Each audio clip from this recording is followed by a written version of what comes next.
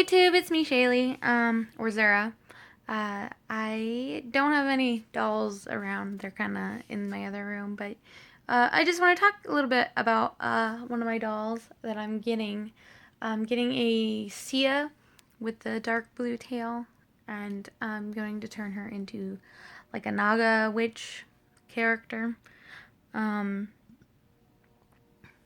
I just had been doing a lot of research and thinking, and I had been really into the Greek mythology with about Medusa and the Gorgon sisters. Yeah, because Medusa was not the only Gorgon. There was Stheno and Uriel as well, who kind of tried to stand up to Athena about Medusa with her, Poseidon raping her and all that jazz. So basically, I'm kind of spinning off of that, the Gorgon sisters, and creating like I was really inspired by like the Naga race from World of Warcraft.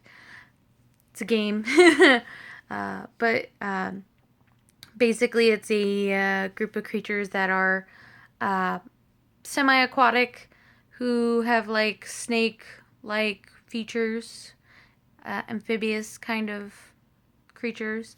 The males are very strong and combative, and then the females are magical, have magic qualities. So I'm thinking of making my Sia, or I'm wanting to make my Sia, a Naga witch. And I'm having it be that the Naga are a subclass, or the children of these Gorgon sisters, basically. They are descended from Medusa and Uriel and Stheno. They've been hunted down quite a lot, so they kind of keep to themselves and hide a lot.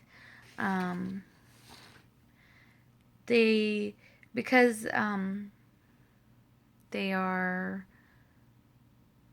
technically cursed, etc. They've got a lot of problems because of their snake-like appearance. A lot of people hate them and kill them. It also doesn't help that Stheno, the oldest daughter of the three Gorgon sisters, is very dark and ruthless. Like, she killed more men than both Medusa and her, the middle sister. Which, if you know anything about Greek mythology, that is pretty much true. So, and then also Gorgons are said to be they live at the gates of the underworld. So I'm having it where there's three tribes. The Sthenites, the Uriel, and the Medusae. Obviously, the Sthenites are descendants of Stheno. Uriel, Medusa. Makes sense.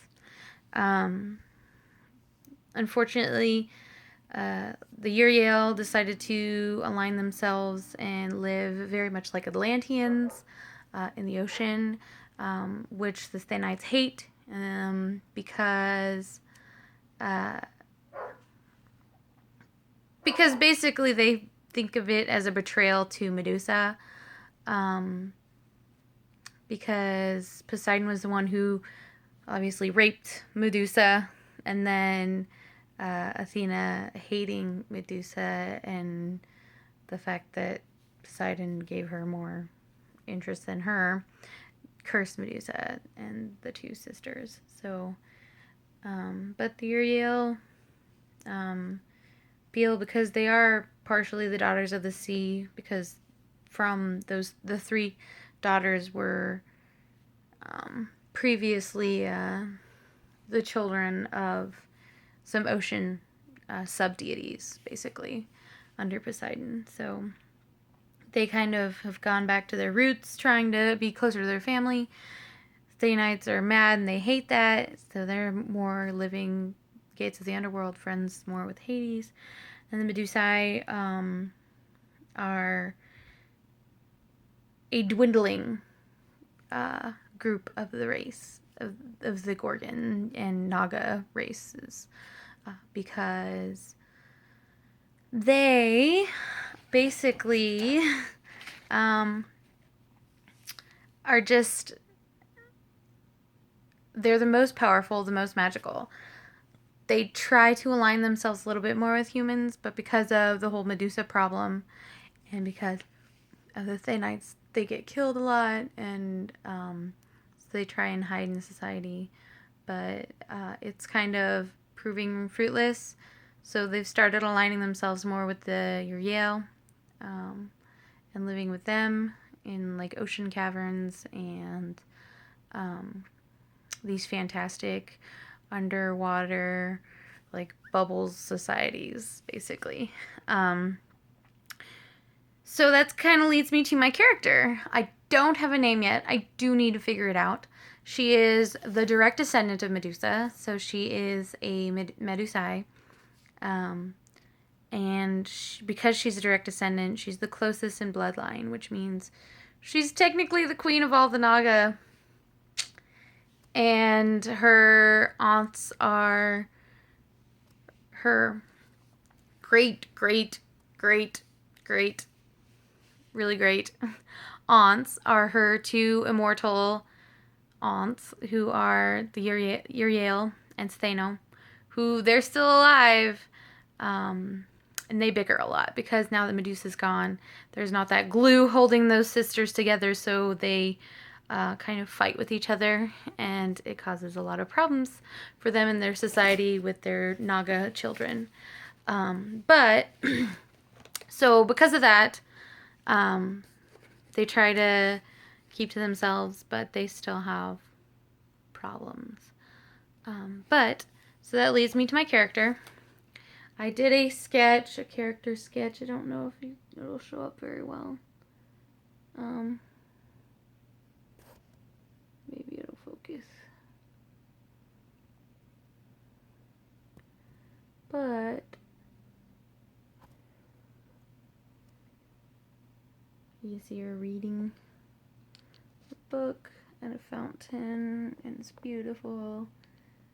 But because she's blue, in like a tealy green blue, I'm giving her some very like wild, crazy curly hair, because Medusa's known for having been beautiful, and then she was cursed, and then her hair kind of went crazy, as it was supposedly snakes. So her hair is just crazy. It doesn't have snakes, but it's just a little bit crazy. I have a wig coming. It's like a blue.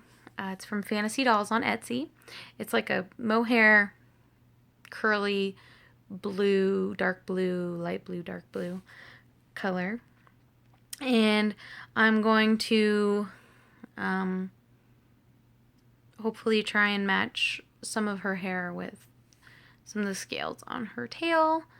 And I'm probably going to give her like little scale detailing. I didn't know if you could see it very well in the picture, but like on her arms there will be like some speckles, kind of like if you know anything about snakes, because I'm having her be kind of like a blue, like a tree snake or blue boa, where they kind of have like some freckling, like white freckling or something of like scales, which is what I want to kind of do to her, just have some like markings kind of on her face. They'll probably be white, and then I'll probably continue that in the bodice and the scales on her lower body, I guess. So I just wanted to share a little bit about her story. That's kind of her backstory, how she came to be, her history, why she is a Naga. So in Uriel, she is obviously surrounded by people all the time, trying to take care of her, make sure she's okay because she's royal blood. Basically a princess, and she hates it.